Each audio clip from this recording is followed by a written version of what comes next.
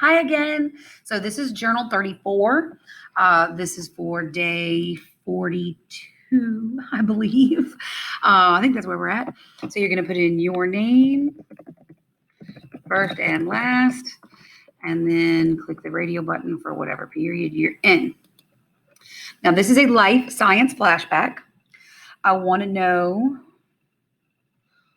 what are the levels of classification of organisms, and what's a mnemonic device to help us remember them?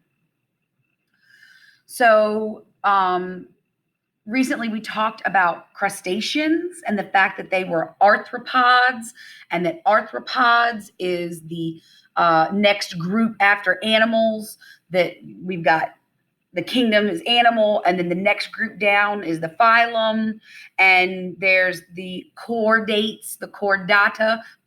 The animals that have backbones are all in one phylum. And then you would think that all of the invertebrates would be in one phylum. But no, there are 7, 8, 9, some people say it's debatable, invertebrate phyla. And one of those invertebrate phyla is arthropods. And most of the time, if you think of an invertebrate, that's what you're thinking of. Unless you think of starfish or, jellyfish, sponges, worms. No, those aren't arthropods. But anything that's got the jointed exoskeleton and a segmented body, that's an arthropod. So most insects that you can think of.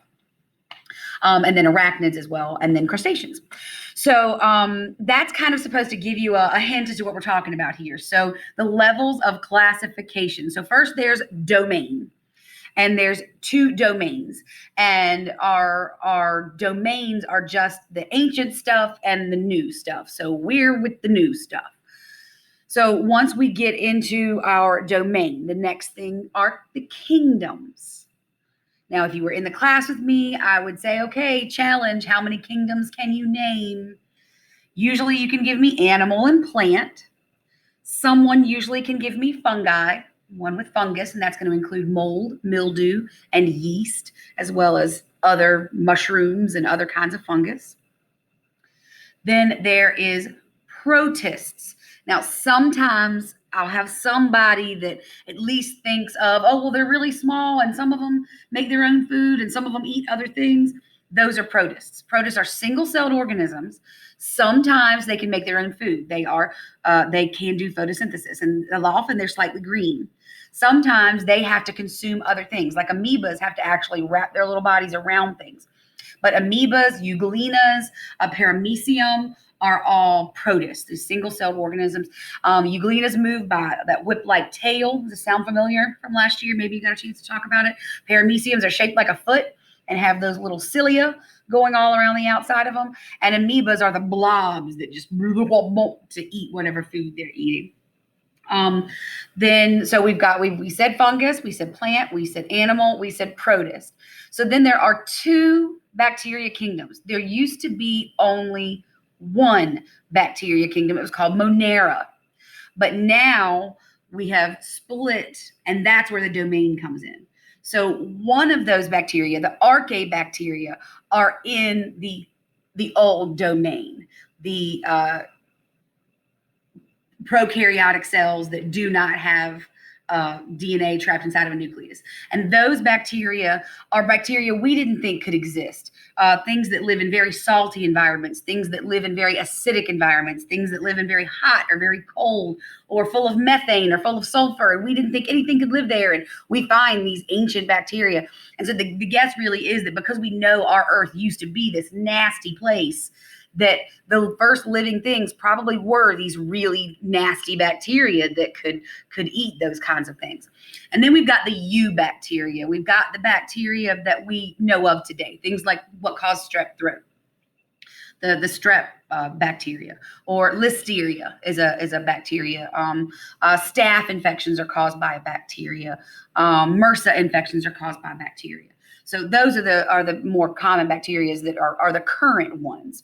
So those are your kingdoms, okay? So then when we come down from that, we got kingdoms. So we're going to go with animals since we're animals. And then we come down to the next thing is phylum. So we started with domain and then kingdom, and now we're at phylum. And that'll pop up in a second, hopefully. Fingers crossed.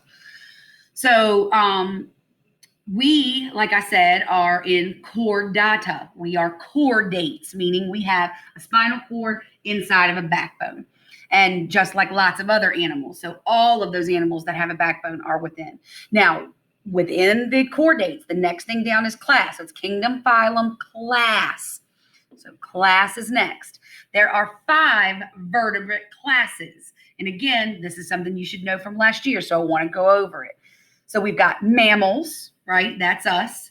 And then again, I would ask, and usually somebody can think of fish, somebody can think of reptiles, somebody can think of birds, and someone can think of amphibians. And those are the 5 vertebrate classes. All right, well, we know that we are mammals, so we keep going down. So it's kingdom, phylum, class, order. So order, genus, and species are all just getting narrower and narrower and narrower until we have a single organism, and we always name it by the genus name and the species name. So, for example, Ursus horribilis. Oh, that should be a lower H, lowercase h. Ursus horribilis is a grizzly bear. That's Ursus horribilis. And so that's how you would write it. Capital for the genus, lowercase for the species. So the genus name is the capital. And so that, like Homo sapiens, humans are Homo sapiens. So that's our genus is Homo and our species is sapiens. Okay, so we know we've got domain, kingdom, phylum, class, order. Oh, I skipped family. How'd I do that? Family, genus, species. Well, that was dumb of me. Okay, now, there's 2 ways to remember this.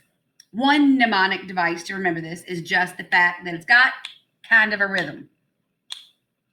Domain, kingdom, phylum, class, order, family, genus, species. Domain, kingdom, phylum, class, order, family, genus, species. It's just kind of catchy. It's there. Also, domain wasn't a thing when I was coming up. So domain, I just kind of remember is there. But for these, to remember what order they go in, Mrs. Fahrenholt taught me in the 7th grade, and it stuck with me, especially because it starts with Kate. So, if I did something, I'm going to remember it. Kate puked cucumbers on Father's. I've also heard Frank's has become a thing here. Fred's as well. Fred also was very appealing to me because that was my dad's name. Green shirt. So it would make sense to me. I really liked cucumbers. He didn't. So me puking cucumbers on his shirt made lots of sense to me. You can come up with your own if you like.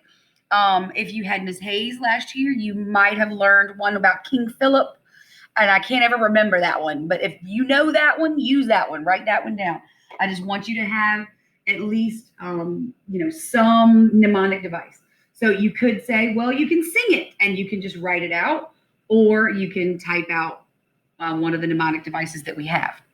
So what are the levels of classification? They are